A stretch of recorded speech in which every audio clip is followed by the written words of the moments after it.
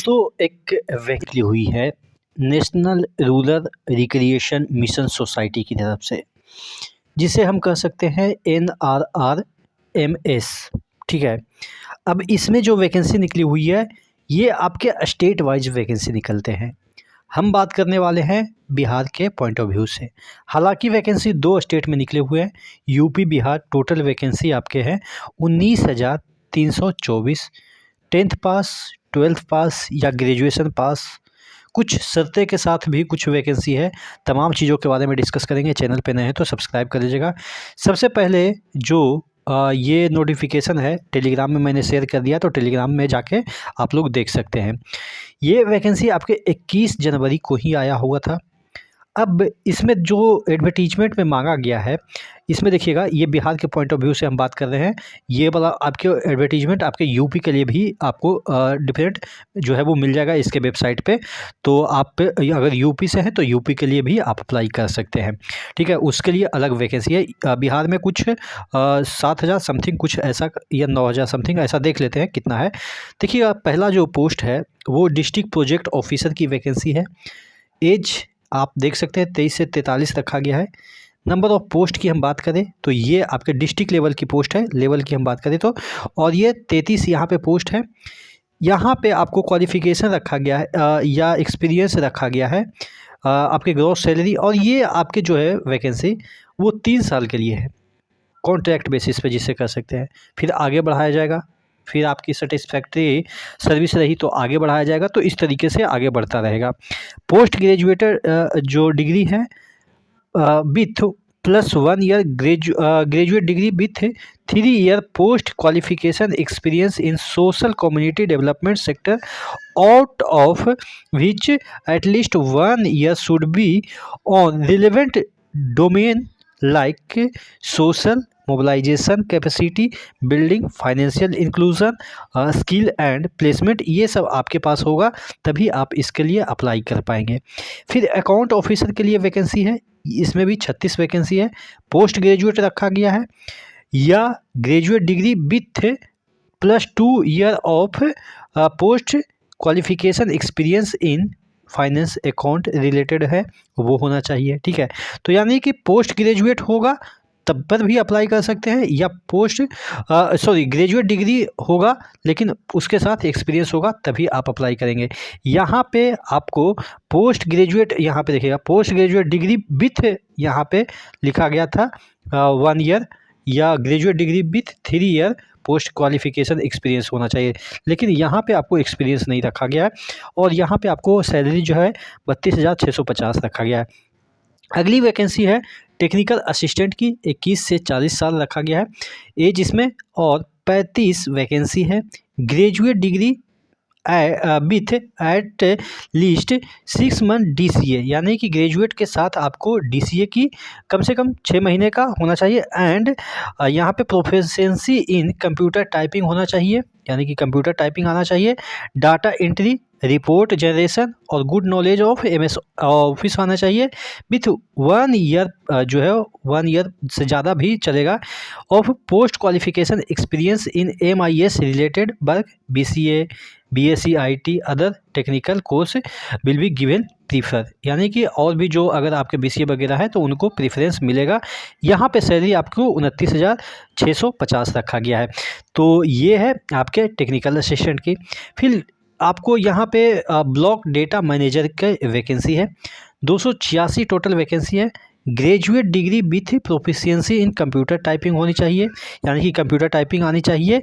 यहाँ पे आपकी जो सैलरी है वो 27,000 रखी गई, और यही माइक्रोसॉफ्ट वगैरह का यहाँ पे आपको जो है वो एक्सपीरियंस होना चाहिए, ऐसा कहा गया है। तो वो सबके पास रहता है लगभग, आप डाल दीजिएगा।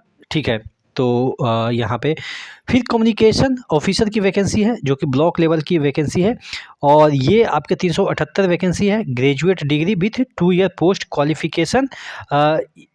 Qualification experience in social community development, ये सब आपके पास होना चाहिए या मार्केटिंग में होनी चाहिए। 27,600 350 यहाँ पे आपकी जो है वो ग्रॉस सैलरी बन जाती है। उसके बाद यहाँ पे जो अगली वैकेंसी है ब्लॉक फील्ड कोऑर्डिनेटर की 18 से 38 रखा गया है एज। 361 वैकेंसी है। ग्रेजुएट होना चाहिए या आप 12th पास हैं और उसके बाद 2 साल का आपको experience and knowledge in computer application होना चाहिए। ठीक है, तो आप ग्रेजुएट हैं सिंपली, तब पर भी आप जो है वो इसके लिए सिंपल ग्रेजुएट वाले अप्लाई कर सकते हैं। इसकी सैलरी 23,630 हो जाएगा। फिर एमटीएस की वैकेंसी है, 306 वैकेंसी है। यहाँ पे ग्रेजुएट होनी चाहिए, आप भर सकते हैं। नहीं तो अगर आप 12th हैं तो आपको क्वालिफ़िकेशन जो है वो उसमें 2 ईयर का पोस्ट क्वालिफ़िकेशन एक्सपीरियंस होनी चाहिए और नॉलेज इन कंप्यूटर एप्लीकेशन होनी चाहिए। ये आपके एमटीएस के लिए है। फिर कंप्यूटर असिस्टेंट के लिए वैकेंसी है, तो कंप्यूटर असिस्टेंट के लिए 2178 वैकेंसी है और यहाँ पे 12th पास होनी चाहिए और 6 महीने का आपको कोई भी कंप्यूटर से रिलेटेड एप्लीकेशन का एक कोर्स का सर्टिफिकेट होना चाहिए। फिर कोऑर्डिनेटर की वैकेंसी है, 1986 टोटल वैकेंसी है और यहाँ पे कंप्यूटर आना चाहिए आपको और उसके बाद 12th पास खोजा गया है। उसके बाद यहाँ पे वीपी फैसिलिटेटर की वैकेंसी है जिसमें कि जो है वो 2390 वैकेंसी है और यहाँ पे आपको 12th पास प्लस पोस्ट यहाँ पे पोस्ट यानी कि आपको बस ये आपके एप्लीकेशन का नॉलेज होना चाहिए, कंप्यूटर एप्लीकेशन का नॉलेज होना चाहिए जो कि सबके पास होता ही है। तो ये आपको यहाँ पे एक्सपीरियंस का कोई सर्टिफिकेट वगैरह भी यहाँ पे नहीं लगता है कुछ ऐसा। अगर है तो अच्छी बात है, नहीं भी है तो कोई फ़र्क नहीं पड़ता है। चलिए एप्लीकेशन फ़ीस की हम बात करें तो 350 रुपया आपको एप्लीकेशन फ़ीस लगेगा ओबीसी एमओबीसी और जनरल वालों के लिए। उसके बाद यहाँ पे बीपीएल ईडब्ल्यूएस और एससी एसटी कैंडिडेट को है वो जो कि 250 रुपया लगेगा।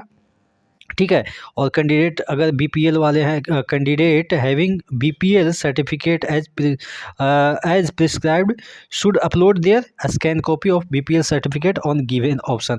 यानी कि बीपीएल जो कार्ड है वो आपके एक्सेप्ट नहीं होंगे, लेकिन उसका सर्टिफिकेट होगा बीपीएल सर्टिफिकेट, तो वो एक्सेप्ट हो जाएंगे और उनको 250 रुपया लगेगा, यानी कि 100 रुपया माफ़ हो जाएंगे।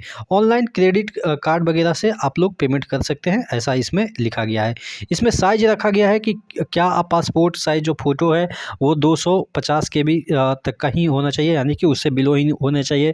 सिग्नेचर 150 केबी तक होना चाहिए। तो ये सब तमाम जो चीज़ें हैं वो आप डिटेल देख लीजिएगा इसके नोटिफिकेशन में।